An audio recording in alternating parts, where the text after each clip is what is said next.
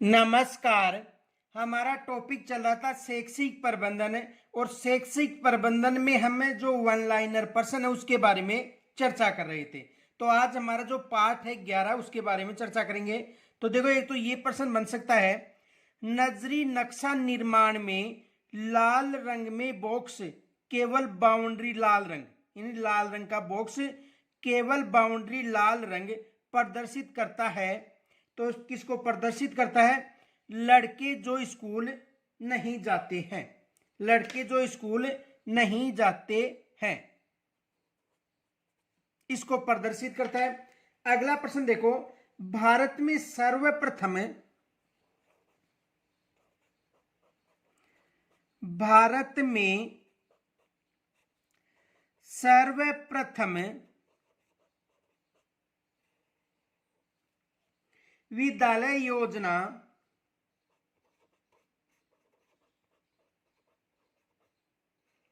विद्यालय योजना की अभिशंसा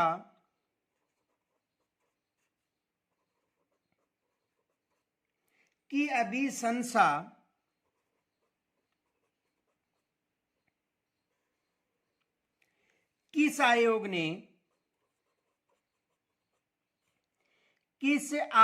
ने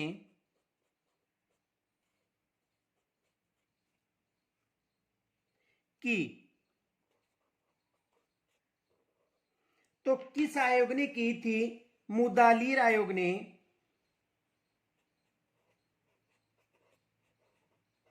मुदालियर आयोग ने।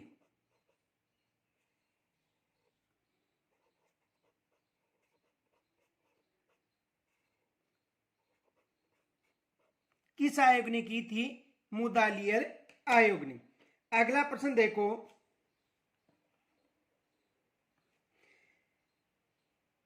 राजस्थान शिक्षा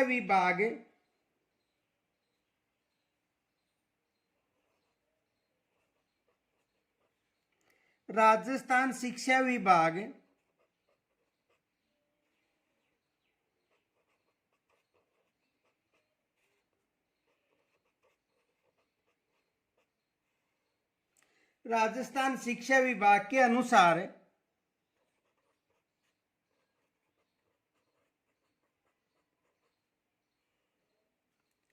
विद्यालय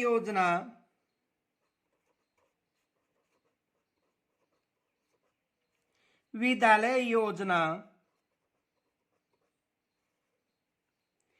कितने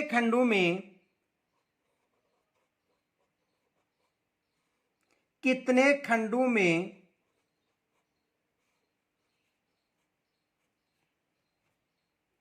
बनाई जाती है?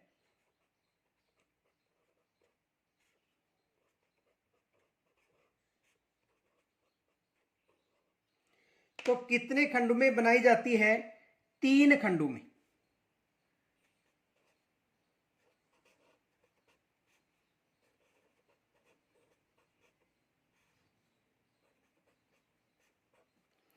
अगला प्रश्न देखो,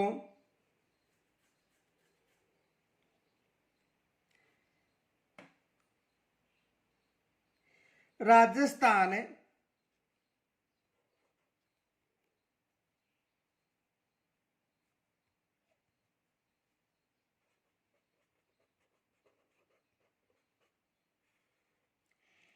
में विद्यालय नियोजन प्रपत्र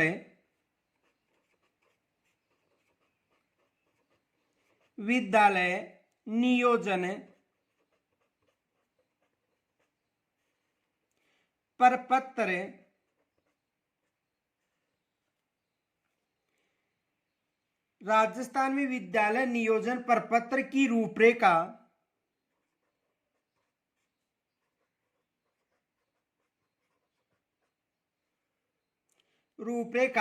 कब निर्धारित की गई? कब निर्धारित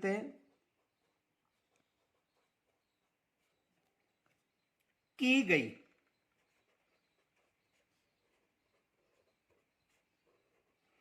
तो कब निर्धारित की गई थी? 1968 में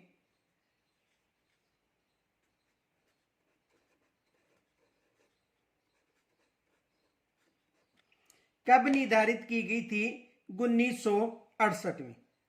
आगे देखो अगला प्रश्न है, प्रार्थना पत्र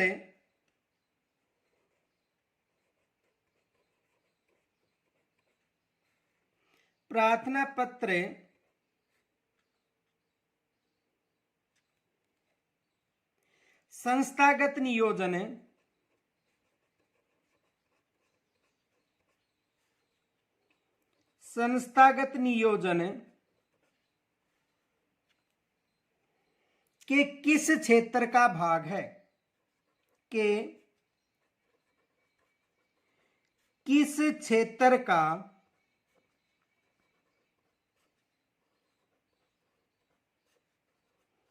भाग है? यानी प्रार्थना पत्र संस्थागत नियोजन के किस क्षेत्र का भाग है? तो किस क्षेत्र का भाग है? पाठ्य सहगामी, पाठ्य सहगामी।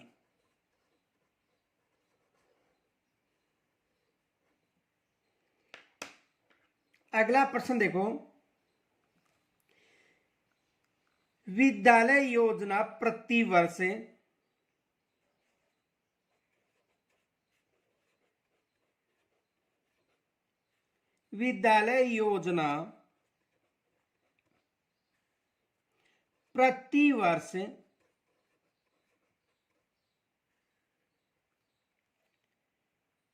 किस तिथि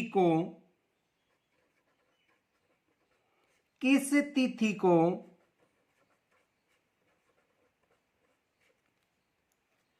जिला शिक्षा अधिकारी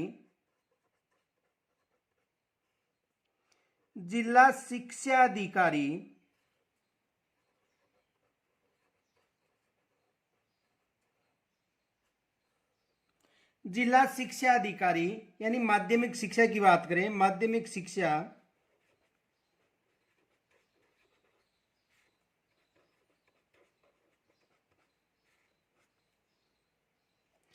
के को प्रेषित कर दी जानी चाहिए, को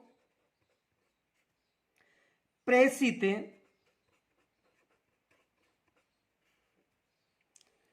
कर दी जानी चाहिए।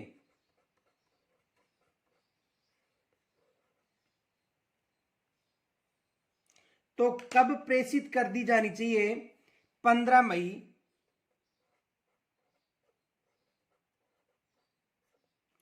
कब प्रेषित कर दी जानी चाहिए?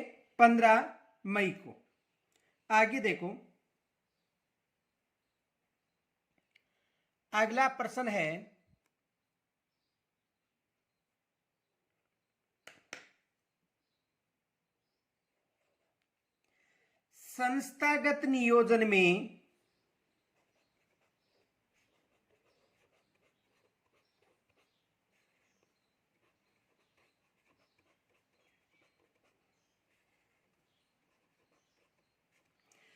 संस्थागत नियोजन में सर्वाधिक महत्वपूर्ण भूमिका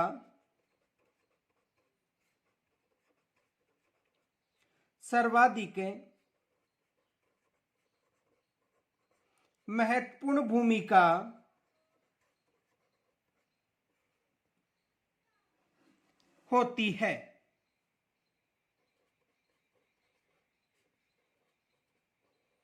तो सर्वाधिक महत्वपूर्ण भूमिका किसकी होती है? प्रधानाध्यापक की।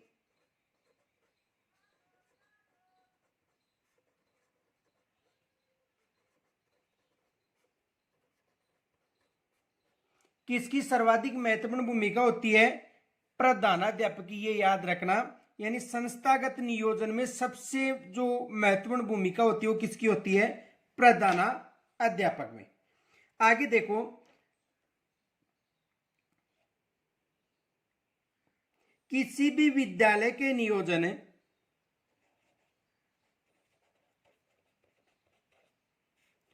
किसी भी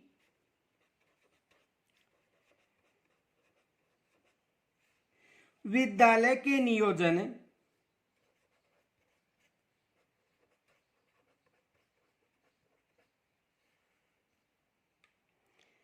के कितने प्रमुख पक्ष होते हैं? के कितने प्रमुख पक्ष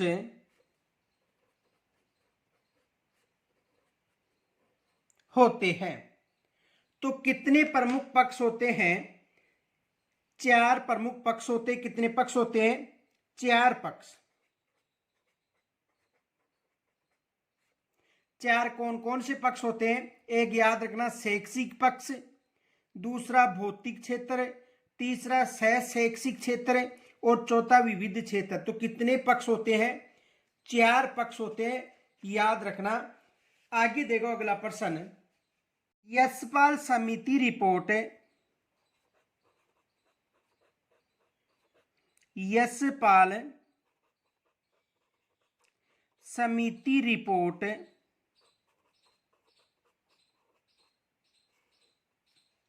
1993, यशपाल समिति रिपोर्ट का विषय है?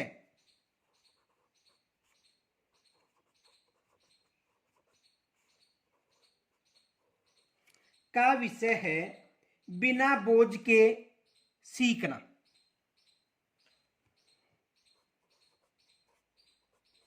बिना बोझ के सीखना।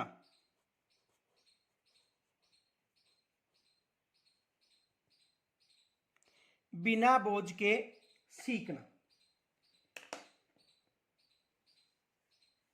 शैक्षिक योजना का क्रियान्वयन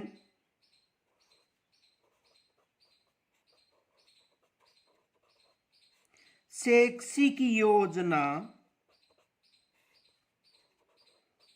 का क्रियान्वयन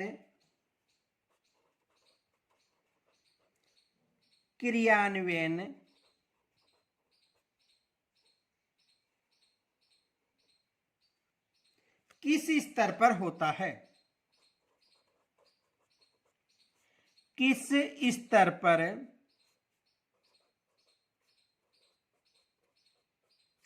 होता है? तो किस स्तर पर होता है? विद्यालय स्तर,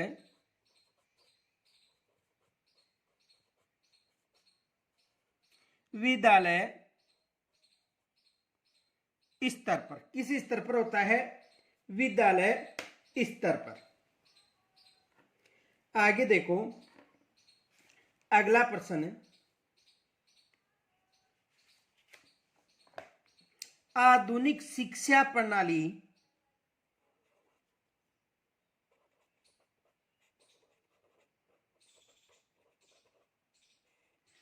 आधुनिक शिक्षा प्रणाली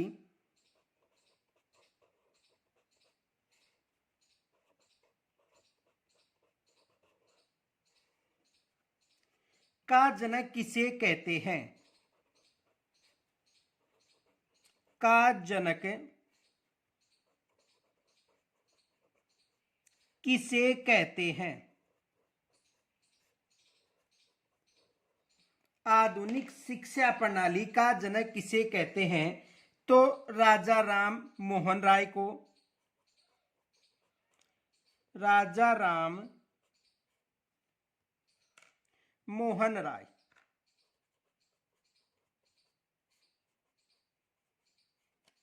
किसे कहते हैं?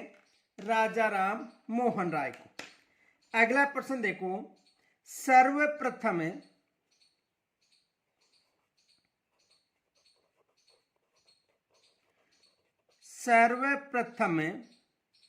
अजमेर के पुष्कर क्षेत्र में,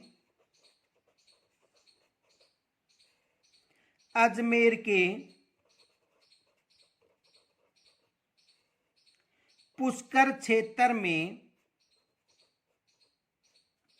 अजमेर के पुष्कर क्षेत्र में शिक्षा अधिकारी के रूप में, शिक्षा अधिकारी के रूप में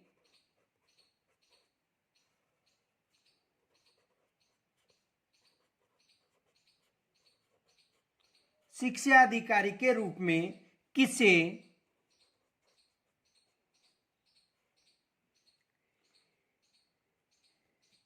नियुक्त किया गया था, नियुक्त किया गया था। तो किसे नियुक्त किया गया था? जेवेज केरी को।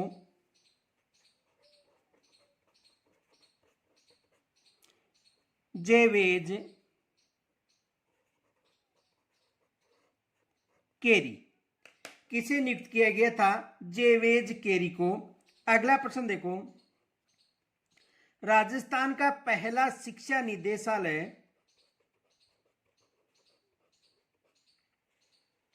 राजस्थान का पहला शिक्षा निदेशालय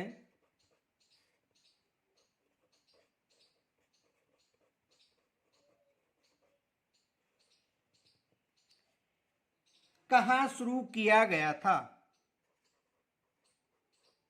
कहां शुरू किया गया था?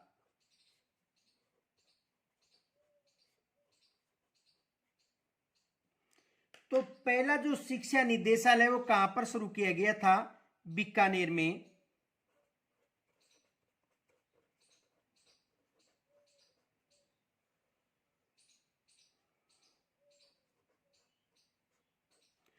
कहां पर शुरू किया गया था? बीकानेर में।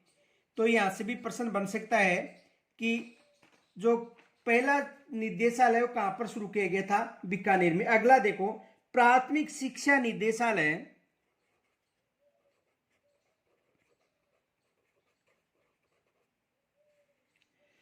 प्राथमिक शिक्षा निदेशालय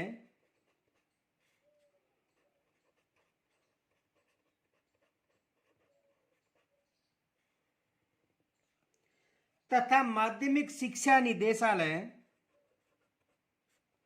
तथा माध्यमिक शिक्षा निदेशालय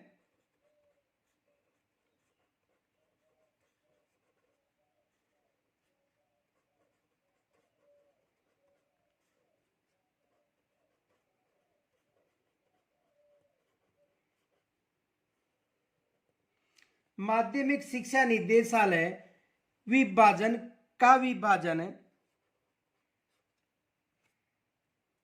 का विभाजन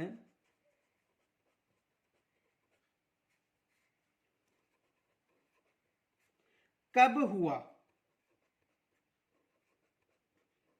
तो इनका विभाजन कब हुआ था? 1997 में।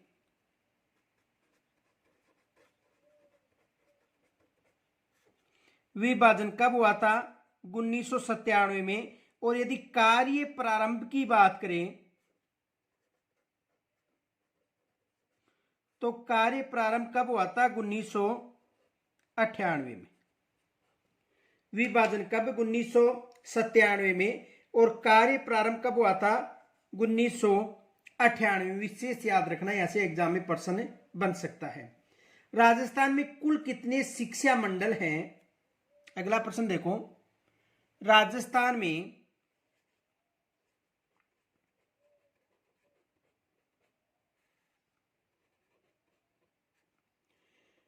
कुल कितने शिक्षा मंडल हैं?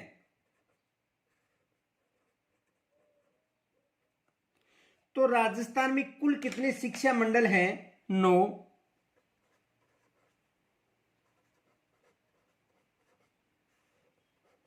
कुल कितने शिक्षा मंडल हैं? 9 शिक्षा मंडल हैं। अगला प्रश्न देखो,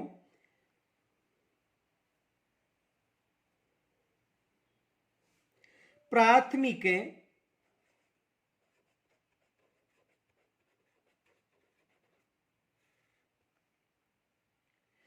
व उच्च प्राथमिक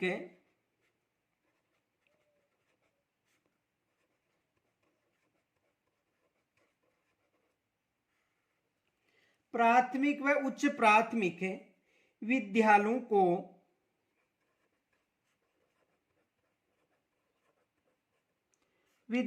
को मान्यता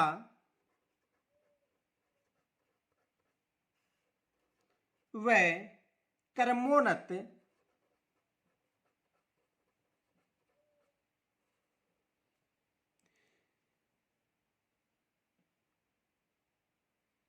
किसके द्वारा किया जाता है?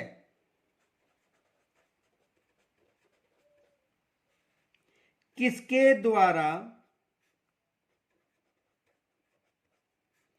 किया जाता है? तो देखो, जो प्राथमिक व उच्च प्राथमिक विद्यालय हैं उनको मान्यता व प्रोन्नति किसके द्वारा किया जाता है? निदेशालय के द्वारा।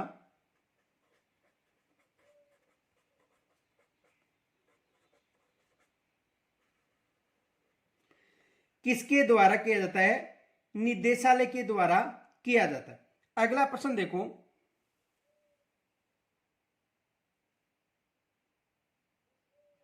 अगला प्रश्न है,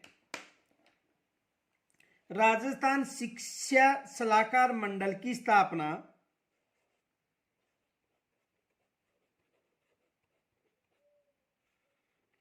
राजस्थान शिक्षा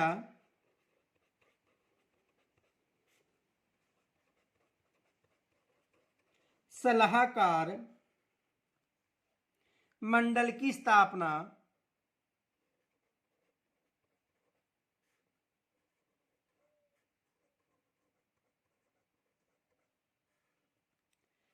कब की गई?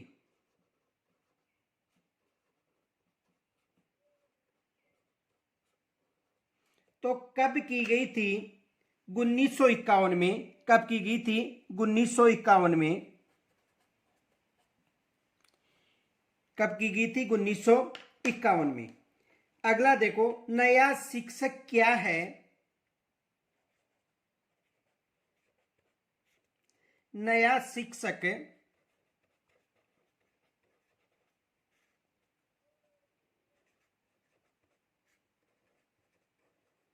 क्या है? तो नया शिक्षक एक पत्रिका है, एक